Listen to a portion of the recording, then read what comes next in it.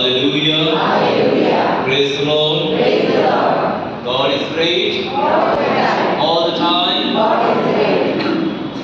ख्रिस्तालाही जमलेल्या माझ्या प्रिय बंधू भगिनींनो, आज आपल्याला परमेश्वराने हा दिवस दिलेला आहे. हा दिवस प्रभूचा आहे. प्रभू आपला परमेश्वर आहे. तो आपल्यावरती प्रेम करतो. दयेने आणि कृपेने आपल्याला हा दिवस दिलेला आहे. देवाला धन्यवाद देण्यासाठी, त्याची स्तुती आराधना करण्यासाठी, त्याच्याजवळ क्षमा मागण्यासाठी, त्याच्या कृपेमध्ये राहण्यासाठी आपण इथे जमलेलो आहोत. Hallelujah. Hallelujah. Hallelujah. Praise the Lord. Praise the Lord. God is good. God is good all the time.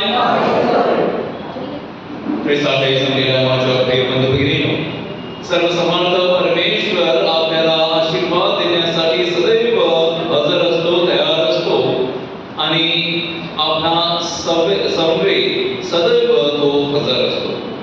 आणि करंथीकरास दुसरे पत्र ह्यामध्ये लिहिलेलं आहे की परमेश्वर आपल्याला एका टप्प्यातून दुसऱ्या टप्प्यामध्ये घेऊन जातो. जीवनाच्या प्रत्येक टप्प्यामध्ये तो आपल्याला सोबत असतो आणि he is taking us from glory to glory and he is blessing us abundantly. He is blessing us every day. He is blessing on each and every occasion. परंतु आपण आपल्या दुःखांवरती जास्त लक्ष केंद्रित करतो. आपल्या यातनेवरती, आपल्या अडचणीवरती, आपल्या जे काही दुखापत होते त्यावरती आपण जास्तीत जास्त लक्ष केंद्रित करतो आणि हे साध्यच आहे, शक्यच आहे.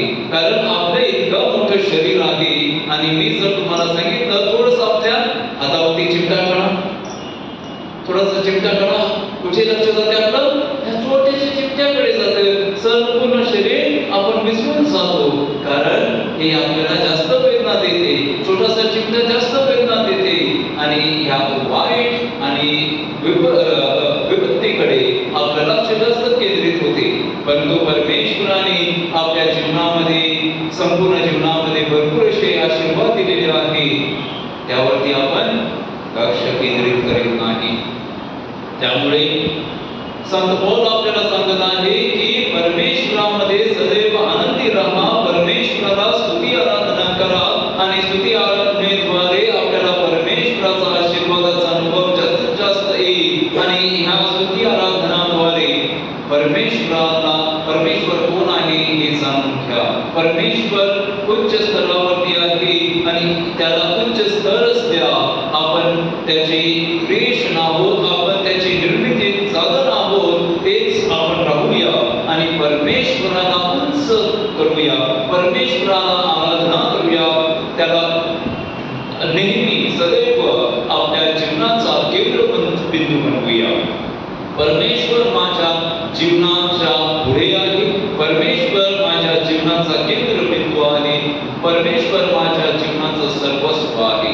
आणि जेव्हा आपण परमेश्वर आपलं सर्वस्व करतो तेव्हा आपलं संरक्षण करण्यासाठी तो आपल्या पाठीशी असतो. आपल्याला चांगली संगत देण्यासाठी आपल्या सोबत असतो.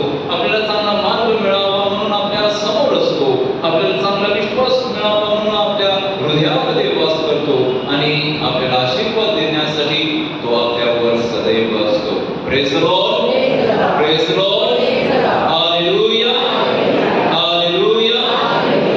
माझ्या प्रिय बंधूंनो, आपण या भूतलावरती किती दिवस राहतो?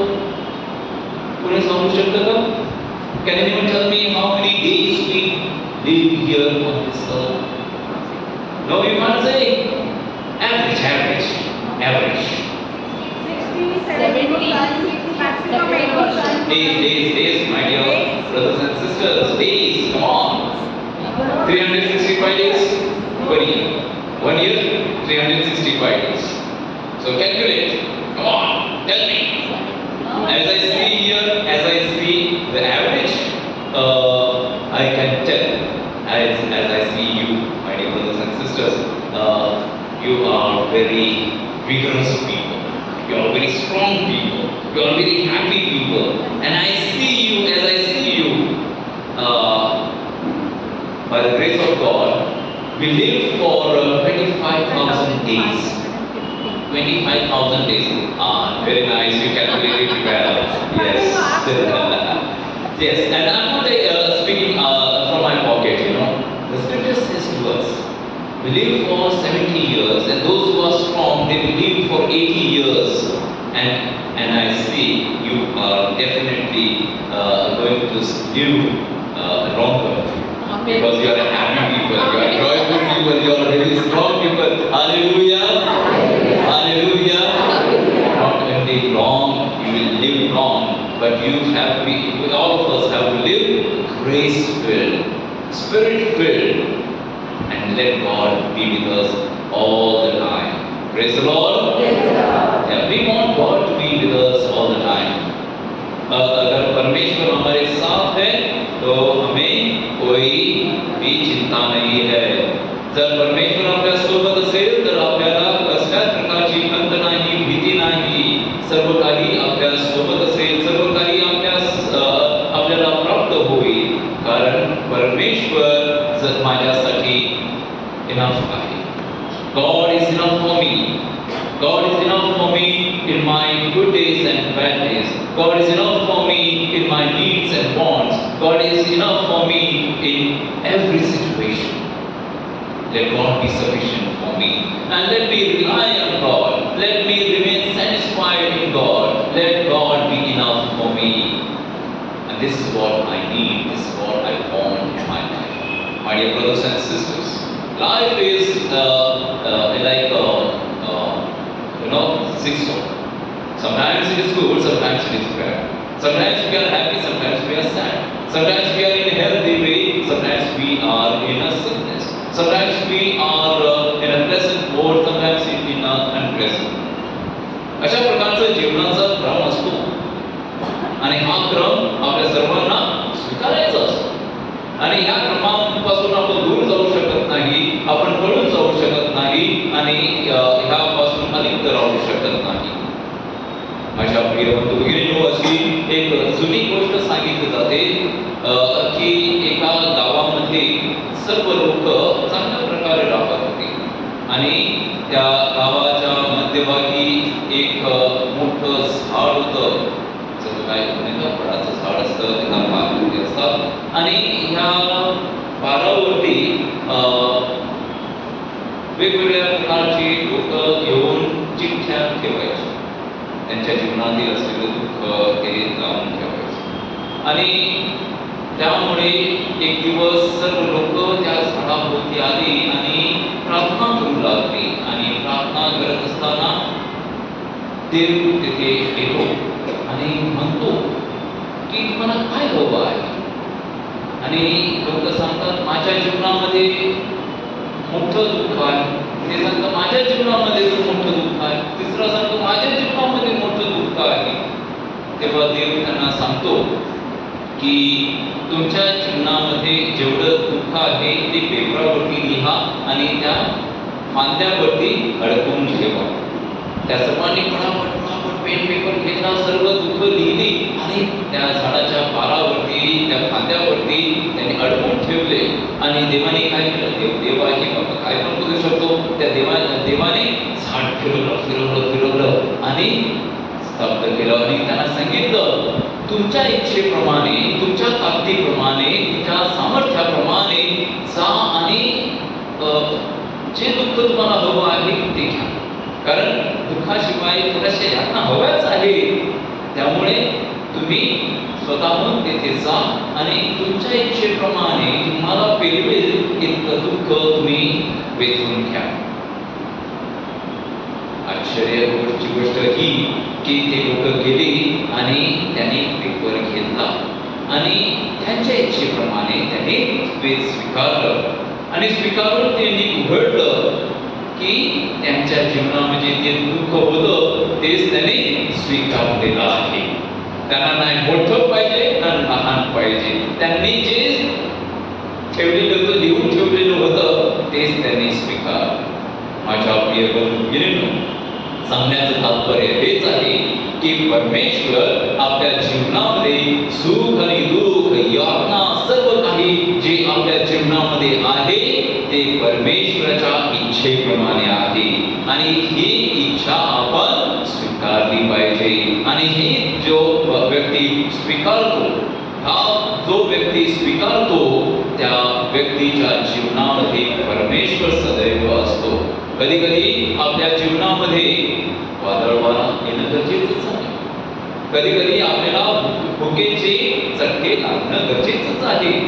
कधी कधी आपल्याला डोंगरावरती चढून खाली बघितल्यावरती भीती वाटणारच आहे. सर्व काही मी बायबलमधूनच बोलतो आणि ह्या गोष्टी घडणं गरजेचंच आहे. ह्या काळामध्ये, ह्या दुःखामध्ये, ह्या निवडत्या काळामध्ये आपल्याला एकच व्यक्ती नेहमी सदैव राहील, ती म्हणजे आपला परमेश्वर. ज्याने आपल्या परमेश्वरावरती आपली भिस्त ठेवलेली आहे तो परमेश्वरापासून अलिप्त राहणार नाही. हे आहे बायबलमधील शब्द. आणि स्तोत्र 91 म्हणते की कोणी आपल्या जीवनामध्ये कोणताही मोठा शत्रू आला तरी परमेश्वराचं सहाय्य, परमेश्वराचं संरक्षण तुमच्या सोबत सदैव राहील. आणि परमेश्वराचं सहाय्य आणि संरक्षण आपल्याला सदैव हवं आहे. माझ्या प्रिय बंधुगिरी, आपण त्या आयुष्यामध्ये परमेश्वरापासून अलिप्त राहू शकत नाही, परमेश्वरापासून दूर जाऊ शकत नाही. आणि जो परमेश्वरामध्ये जडून राहतो, जो परमेश्वराला घट्ट मिठी मारून राहतो, तो परमेश्वराला हस्तगत करत असतो. माझ्या प्रिय बंधुगिरींनो, जेव्हा वादळ वारे येतात तेव्हा आपण काय करतो? जे काही आपल्याला भेटेल त्याला आपण घट्ट पकडून ठेवतो, जेणेकरून आपण त्या प्रवाहामध्ये जाऊ नये. आपण घट्ट पकडतो. त्याचप्रमाणे प्रभू येशू ख्रिस्त आपल्या शिष्यांसोबत मसव्यामध्ये जात होता, बोटीमध्ये जात होता. तेव्हा वादळ वारा सुरू झाला आणि प्रभू येशू ख्रिस्त असं म्हटलं जाते उशी घेऊन झोपी गेला. आणि तिथे वादळ सुरू झालं, मोठ्या लाटा येऊ लागल्या. आणि शिष्य काय करत होते? जे काही त्यांना भेटले, दोरी किंवा काठ, अशा गोष्टीला घट्ट पकडलं आणि तिथे ते राहिले. बोट वर खाली होत होती, परंतु शुभवर्तमानकाराने अशा प्रकारे लिहिलेलं आहे, प्रभू येशू ख्रिस्त उशी घेऊन शांत झोपी गेला. कशा प्रकारची ही झोप आहे ती मला माहितीच. ही कशा प्रकारची झोप आहे? एक ऐसा नींद है कि इस बादल में भी कुछ नहीं हो रहा है. प्रभु यीशु ख्रिस्त, मेरा हिंदी बहुत अच्छा है इसलिए ऐसा हो रहा है. माझ्या प्रिय बंधुगिरींनो, या वादळामध्ये देखील काहीच होत नाही. अशा प्रकारची झोप आहे. म्हणजे परमेश्वर त्यांना काहीच, परमेश्वराला वादळ वाऱ्याचा काहीच फरक पडत नाही. फरक फक्त पडतो तो मनुष्यात, फरक पडतो तो मनुष्यात. आणि म्हणूनच आपण परमेश्वरामध्ये आपली भिस्त ठेवणं गरजेचं आहे, आपला विश्वास ठेवणं गरजेचं आहे, आपलं सर्वस्व आपण बहाल करणं गरजेचं आहे. आणि त्याद्वारेच आपल्याला शक्ती मिळते, त्याद्वारेच आपल्याला समाधान मिळते, त्याद्वारेच आपल्याला चांगलं आरोग्य मिळते, त्याद्वारेच आपल्याला आपल्या जीवनामध्ये वेगवेगळ्या प्रकारचे चमत्कार घडून येतात. आणि ह्याद्वारे आपला विश्वास वाढतो. आणि ह्या विश्वासाचं प्रतीक म्हणजे चमत्कार. आणि चमत्कार असेल तर आपला विश्वास वाढतो. परंतु सर्वप्रथम जर विश्वास असेल, तर तुम्ही परमेश्वराचा गौरव पाहाल. जर विश्वास असेल तर तुमच्या जीवनामध्ये चमत्कार घडतील. जर विश्वास असेल तर प्रभू येशू ख्रिस्ताने ज्याप्रमाणे रोग्यांना सांगितलं की तुमचा विश्वास आहे का, जर तुमचा विश्वास असेल तर तुम्ही परमेश्वराचा गौरव पहा, परमेश्वराच्या गौरवामध्ये तुम्ही सहभागी व्हा आणि परमेश्वराच्या गौरवामध्ये तुम्ही आनंदी व्हा, समाधानी व्हा. माझ्या प्रिय बंधुगिरीनो, परमेश्वराच्या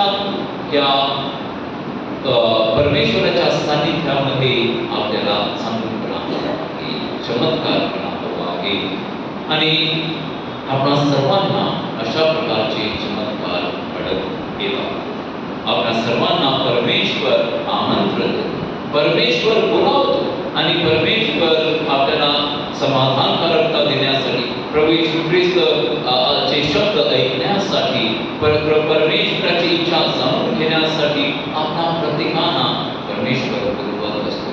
परमेश्वर बोलवत असतो, कारण ज्याप्रमाणे त्याने आपल्या शिष्यांना निवडलेला आहे त्याप्रमाणे आपल्या प्रत्येकांना तो निवडून त्याच्या सोबत ठेवतो, त्याचे शिकवण देतो, त्याची इच्छा, परमेश्वराची इच्छा आपल्या हृदयामध्ये तो बीजाप्रमाणे रोवत असतो आणि जेणेकरून त्याला अंकुर फुटावे आणि त्याद्वारे आपण प्रतिफळ द्यावे. माझ्या प्रिय बंधुभगिनींनो, आपल्याला परमेश्वर त्याची शिकवण देण्यासाठी आणि त्यामध्ये समाधानकारकता बाळगण्यासाठी देत असतो आणि ही समाधानकारकता आपल्या सर्वांना गरजेची आहे. परमेश्वरामध्ये समाधानकारकता असणे गरजेचं आहे आणि जो कोणी समाधान नाही तो अशांत असतो. जो समाधानकारक नसतो, ज्याला समाधानकारकता नसते, तो अशांत असतो, शांती नसते आणि अशांत व्यक्ती काहीच करू शकत नाही. ज्यांच्या मनामध्ये, ज्यांच्या बुद्धीमध्ये अशांतता असते तो काहीच करू शकत नाही.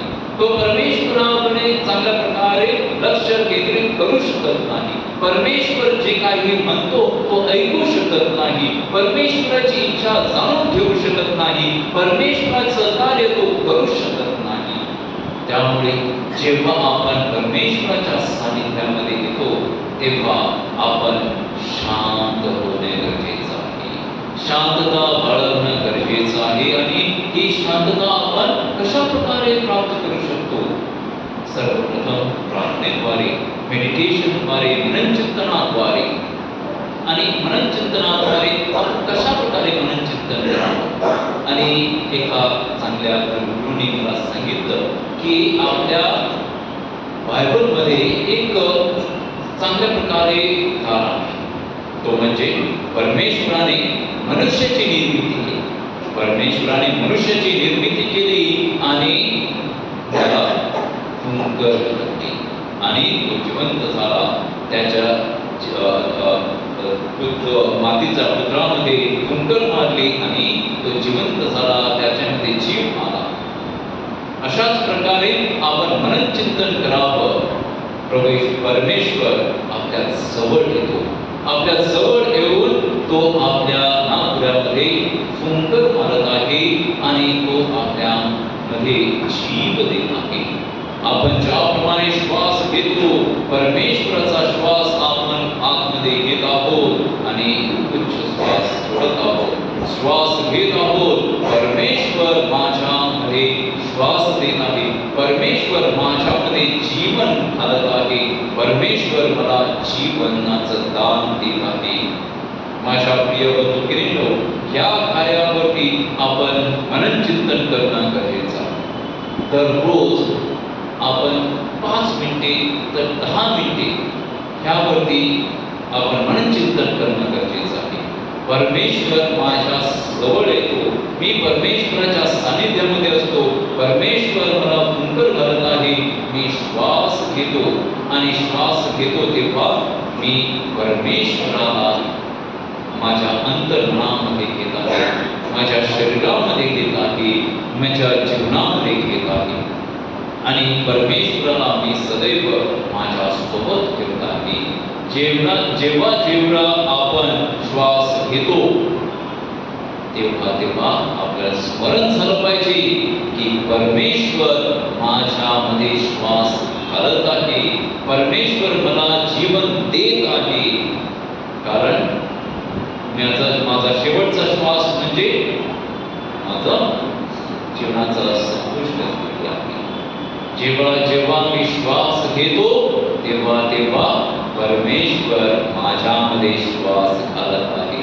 जेव्हा जेव्हा मी श्वास घेतो तेव्हा तेव्हा माझ्यासोबत परमेश्वर हजर असतो. परमेश्वर माझ्यासोबत सदैव असतो. कारण श्वासाविना आपलं जीवन नाही आणि श्वास देणारा तोच परमेश्वर. आणि तोच परमेश्वर आपल्या सोबत सदैव असतो याचा विसर पडतो. ही गोष्ट तुम्ही कधी विसरू नका. कारण जेव्हा जेव्हा मी श्वास घेतो तेव्हा तेव्हा परमेश्वर माझ्या सोबत असतो. परमेश्वर मला श्वास देत आहे. परमेश्वर मला जीवन देत आहे. त्यामुळे माझ्या या डोक्यामध्ये, माझ्या या मनामध्ये कोणत्याच प्रकारचा नकारात्मक विचार नकोच. माझ्या मनामध्ये नकारात्मक विचार नकोच. कारण परमेश्वर मला सदैव आशीर्वाद देत आहे. परमेश्वर मला आशीर्वाद देत आहे. जीवनाचा आशीर्वाद, ज्ञानाचा आशीर्वाद, चांगल्या स्वास्थ्याचा आशीर्वाद, चांगुलपणाचा आशीर्वाद, नातेसंबंधाचा आशीर्वाद, माझ्यामध्ये जे कलागुण आहे त्याचा आशीर्वाद. मी काय बोलावं काय न बोलावं, केव्हा शांतता ठेवावी हा आशीर्वाद. मी चालत आहे, मी बोलत आहे हा मला आशीर्वाद दिलेला आहे. माझ्या प्रिय बंधू भगिनींनो, आपण जेव्हा लहान होतो तेव्हा आपल्याला नीट चालता येत नव्हतं. बरोबर? आपल्याला नीट चालता येत नव्हतं. आपण चालणं सोडून दिलं का? नाही. आता आपण चालतो, आता आपण पळतो, आपण उड्या मारतो, आपण डान्स करतो. ही आहे आपली प्रगती. आपण जेव्हा लहान होतो तेव्हा आपल्याला बोलता येत नव्हतं. आपण मुकेच राहिलो आहोत का? नाही. आपण आता बोलतो, आपण गातो, आपण मोठ्याने ओरडतो. ही आहे परमेश्वराने दिलेले दान, परमेश्वराने ठेवलेली प्रगती. आपल्याला खाता येत नव्हतं, परंतु आपण खाणं सोडून दिलं का? नाही. आपण खातो, आपण पेय पितो. त्यानुसारच परमेश्वर आपल्याला वाढ देत आहे. परमेश्वर आपल्याला प्रगती देत आहे. परमेश्वर आपल्याला उन्नती देत आहे. त्या परमेश्वराच्या सानिध्यामध्ये राहणं गरजेचं आहे. माझ्या प्रिय बंधू भगिनींनो, आपल्याला नेहमी वेगवेगळ्या प्रकारच्या गोष्टीची गरज आहे आणि त्याविषयी आपण कधी जास्त लक्ष केंद्रित करत नाही. आपल्याला शांतीची गरज आहे, आपण शांततेविषयी प्रार्थना करतो. आपल्याला सुख समाधानाची गरज आहे, सुख समाधानाची प्रार्थना करूया. जे आपल्याला चांगल्या नातेसंबंधाची गरज आहे, आपण चांगल्या नातेसंबंधासाठी प्रार्थना करूया. आपल्याला चांगल्या कार्याची गरज आहे, कामधंद्याची गरज आहे, त्याच्यासाठी आपण प्रार्थना करूया. कधी कधी आपल्या कुटुंबामध्ये भांडणतंटे होतात आणि आपल्याला खूप वैद्य आपल्या मनामध्ये आपण वाढवत असतो. माझ्या प्रिय बंधूंनो, तुम्हाला माहिती आहे की जेव्हा आपण रागावतो तेव्हा आपण त्या व्यक्तीविषयी केवढे वाईट विचार करत असतो आणि ते वाईट विचार जेव्हा करतो तेव्हा आपण त्यांना काही करत नाही, परंतु त्याचा इफेक्ट आपल्यावरतीच होतो. आपण अशांत होतो, आपली झोप जाते, आपली भूक जाते, आपण काहीच करू शकत नाही. त्या वाईट विचाराने आपण पुन्हा वाईट विचार पुन्हा घोळून आपल्यावरती त्याचा इफेक्ट कसा होतो? नकारात्मक होत असतो. त्याचप्रमाणे परमेश्वर मला आशीर्वाद देत आहे, परमेश्वर माझ्या सोबत आहे, परमेश्वर मला मार्ग दाखवत आहे, परमेश्वर मला चांगले विचार देत आहे, परमेश्वर मला सुखी समाधानी ठेवत आहे. परमेश्वराच्या नावाने मी सर्व काही करू शकतो. परमेश्वराच्या नावाने मी परमेश्वर जो मला आशीर्वादित करतो, जो मला शक्ती देतो, त्याच्या नावाने मी काहीही करू शकतो. हे चांगले वाक्य, चांगले शब्द मी माझ्या मुखामध्ये, माझ्या मनामध्ये, माझ्या अंतर्मनामध्ये घोळून नाही नव्हे. जर मी माझ्या जीवनामध्ये एक क्षणासाठी जेव्हा आपण चांगले शब्द आपण बोलतो तेव्हा आपण आनंदी होतो आणि तेच चांगले शब्द जर आपण बोलत राहिले तर आपल्या जीवनामध्ये एवढा चांगलपणा निर्माण होऊ शकतो. त्यामुळे आजपासून मी विनंती करतो की आजपासून आपण वाईट विचार दूर सारावे, चांगले विचार आत्मसात करावे. जे काही आपल्याला परमेश्वरापासून दूर नेते ते दूर सारावे.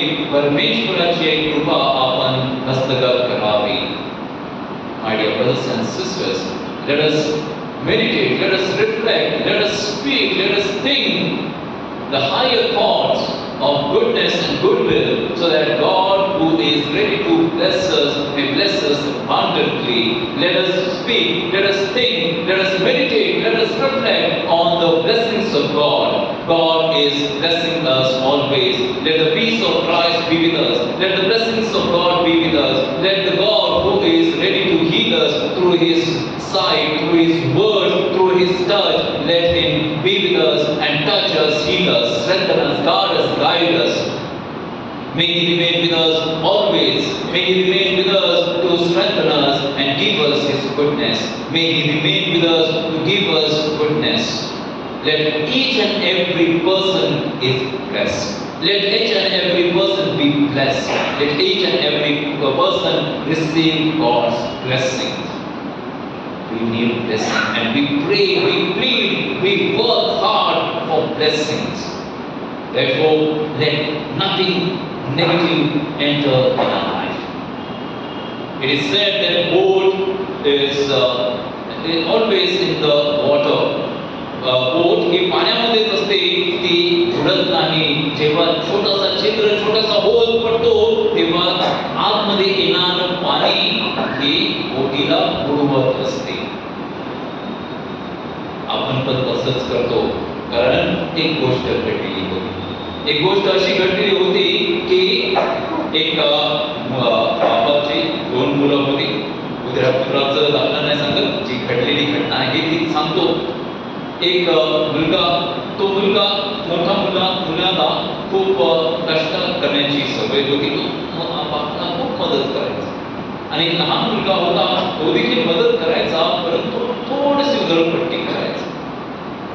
एक दिवस बापाने सांगितलं की आता मी म्हातारा होत आहे, तर माझ्याजवळ आहे ते आपण विभागणी करूया. तर बापाने सांगितलं, मोठ्या मुलाला घर दिलं, थोडीशी जमीन दिली आणि लहान मुलाला जी बोट होती ती दिली. परंतु मोठा मुलगा त्या बोटीवरती सदैव काम करायचा, त्यामुळे त्याला खूप राग आला आणि जवळजवळ त्याने जेवण केलं नाही. न जेवण करता तो त्या बोटीमध्ये गेला आणि संपूर्ण रात्र तो विचार करत होता की माझ्या बापाने ही बोट माझ्या भावाला दिली आहे आणि अशा प्रकारे त्याच्या हातामध्ये काहीतरी लोखंडच होतं आणि तो त्यावरती आदळत होता, आदळत होता. संपूर्ण रात्र त्याने रागाने विचार केला आणि त्या लोखंडाच्या वस्तूने आदळत होता. आणि सकाळची वेळ झाली. त्याचा लहान भाऊ आणि वडील त्याने भरपूर विचार केला आणि त्या बोटीवरती आले आणि त्याला हाक मारली, बाबा तू बाहेर ये. तो बाहेर आला आणि त्याने बापाने सांगितलं, संपूर्ण रात्र मी आणि तुझा भाऊ खूप विचार केला आणि विचार करून आम्ही एका मतावरती निश्चय केलेला आहे. ते म्हणजे तू ह्या बोटीवरती भरपूर काम केलेलं आहे, त्यामुळे ही बोट आम्ही विचार करतो की ही बोट तुला द्यावी. तो मुलगा खूप आनंदी झाला, इतका आनंदी झाला की तो नाचायला लागला. परंतु अर्ध्या तासामध्ये ती बोट जी होती ती पाण्यामध्ये बुडाली. कारण रागाच्या भरामध्ये संपूर्ण रात्र जो ठोकत होता ते ठोकून त्यांनी त्या बोटीमध्ये मोठा होल तयार केला आणि त्यामुळे पाणी आतमध्ये आलं आणि ती बोट बुडून गेली. माझ्या प्रिय बंधू, कधी कधी आपण रागाला प्राधान्य देतो, वैराला आपण प्राधान्य देतो आणि त्या रागामध्ये त्या वैरामध्ये आपण काहीतरी विपरीत करत असतो आणि आपल्या जीवनामध्ये काळोख आणत असतो, अंधारात आणत असतो. माझ्या प्रिय बंधू भगिनींनो, आपण परमेश्वराचा आशीर्वाद हस्तगत करण्यासाठी चांगले विचार ठेवणं गरजेचं आहे, चांगले शब्द उच्चारणं गरजेचं आहे, चांगलं कार्य करणं गरजेचं आहे, चांगले नातेसंबंध ठेवणं गरजेचं आहे. असतात काही वेळेला वाईट गोष्टी घडतात, त्या वाईट गोष्टीला आपण प्राधान्य देऊ नये, रागाला प्राधान्य देऊ नये, शांतीला प्राधान्य देणे गरजेचं आहे. असे सिकर संत फ्रान्सिस याची शांततेची प्रार्थना, हे प्रभू मला तुझे साधन बनव, तुझ्या शांतीचे साधन बनव. जेथे राग मत्सर आहे तेथे मला तुझ्या प्रेमाचे साधन बनव. जेथे अंधार आहे तेथे प्रकाशाचे साधन बनव. जेथे वाईट गोष्टी आहे तेथे चांगलपणा तू मला दाखव. माझ्या प्रिय भगिनींनो, निर्णय घेणे हे आपल्या हातामध्ये आहे आणि मनुष्याची निर्मिती अशा प्रकारे आहे की तो चांगल्या प्रकारे निर्णय घेऊ शकतो. त्यामुळे चांगले निर्णय घ्या, चांगुलपणामध्ये राहा, परमेश्वराच्या शब्दावरती विश्वास ठेवा.